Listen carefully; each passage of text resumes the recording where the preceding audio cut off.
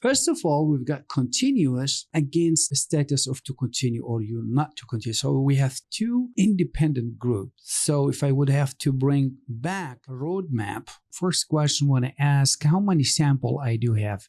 I have a sample for the people who drop out. Then I have sample for the people who continue. So I got two samples. So I am on this region down here. Independent or dependent. Of course, they are independent. I am on this region. Now, we have nominals. We didn't have ordinal in this case, but we have continuous as well. Let's take, for example, the gender. It's a nominal. Also, we want to compare whether the pre-trained that they have participated. We have 3 levels here, and we have 2 levels of gender. So what kind of a test? It's a test for proportion. Z-test for independence proportion. Also can be the chi-square as well. Now, first of all, I could reach out to the frequency here, and I can see the contingency table. It means they not on one sample, but contingency of 2 samples.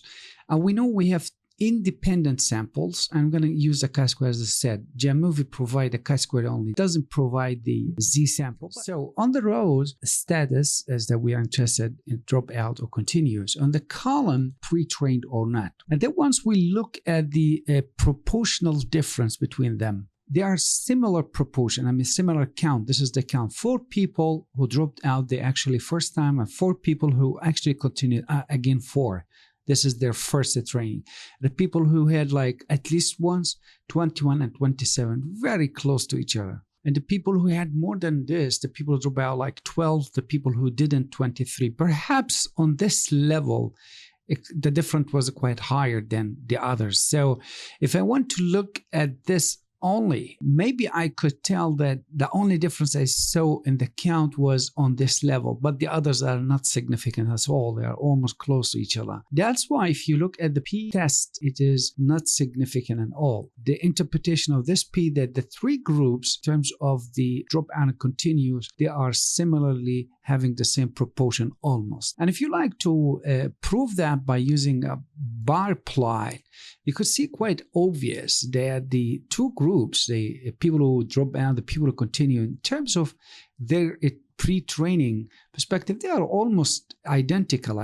First conclusion, I could say that the pre-training has nothing to do with the decision to continue or drop out. So I could eliminate this factor as a demographic variable from my analysis. I wanted to take the gender. And now in terms of the female, they are almost identical, but it's quite obvious in terms of the male that it is different. The number of male who actually continued different from the male who didn't continue. The gender might tell me something, but it tells me something in terms of one kind of a gender, and that is the male. In other words, if I know the subject or the participant is a female, then I can't really tell whether she might continue or drop out. But if I would have to know the subject is a male, I have a kind of more confidence to tell you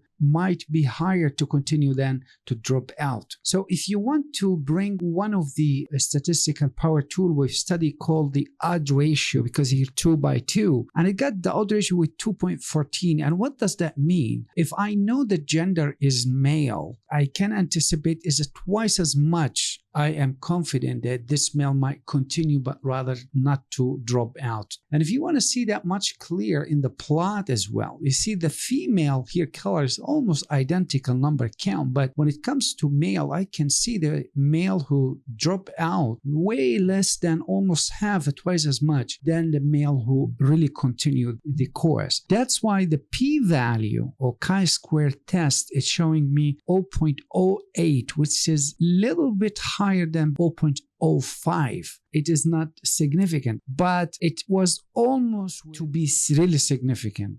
And why is that happens? Because the female were identical almost, but the male was different. If I rely on this statistic, I would reach to the conclusion saying that gender is not a predictive to tell me somebody might continue or drop out. But if I want to use my understanding of statistic, I would say yes, the gender might tell me a person can continue or drop out, but given that the gender level to be a male. If it is a female, I can't tell, but it's a male, I can tell. And that's how the odd ratio come to explain that. Now, I hope now this relation between the two groups of continuous and dropout and the relation to our nominal variable or the demographic variable is quite clear. Now, what we want to do the same thing, but we will consider the kind of continuous variables. Now, we have one continuous variable in the group of demographic, and the rest are all belong to the affecting variables. Maybe we want to see kind of relationship between the affecting variables, correlationship between each other. And why is that important? I just want to see before I reach to the conclusion whether those variables have effect on the decision to continue or drop out. I want to see how they have relation to one another. To investigate that, I could use a covariance matrix, if you remember, right? We have seen earlier in the univariate analysis, some of them really were not completely normally distributed. That's why I have in the correlation matrix a Spearman as well, not only the person assume the normality has met. So if I want to look at the anxiety against the stress, it's highly correlated. The more anxious you are, the more stress you are, either in person or Spearman's, you can say. Now, anxiety against motivation, completely negative. The less anxious you are, the more motivated. Same for the aptitude, same for the plan. Expectation and anxiety seems to have no relation at all. You could see it's 0.09 here. Excitement, wow, it's negative. It's very much logic, and the comfortability as well. So you could see that those numbers are very good illustrated by logic, that the anxiety only correlated positively with stress. The rest are almost all negative. Now, graphically, we can also see that. Now, if you take again the anxiety, perfectly correlated against the stress, but look against the motivation, it goes negatively. Against the aptitude, some kind of. So you could see that the internal analysis on this is quite important. Now, if you like to bring the age, wouldn't be harmful, but I'm not sure whether this can be a good idea in any way. Let's see the age and its relation to every other one. So seems to be the age here, or the level of anxiety, negative. So what does that mean? It means that the older you are, less anxious you are, which is quite obvious. I mean, young people in their 20s more anxious than older people. This makes sense. And in terms of also stress, the people who are older in age in this sample seems to be way less stressed than the people who are not.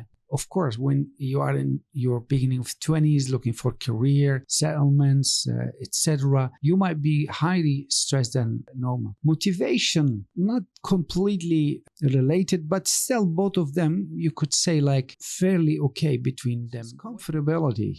Yeah, it's highly, the higher in age you are, the more comfortable you are, which is quite a bit obvious. Also, the others are actually smaller in that. So I hope this explanation shows you why we did this, just to understand the correlation between the variables before we investigate in terms of the idea of dropping out or continue.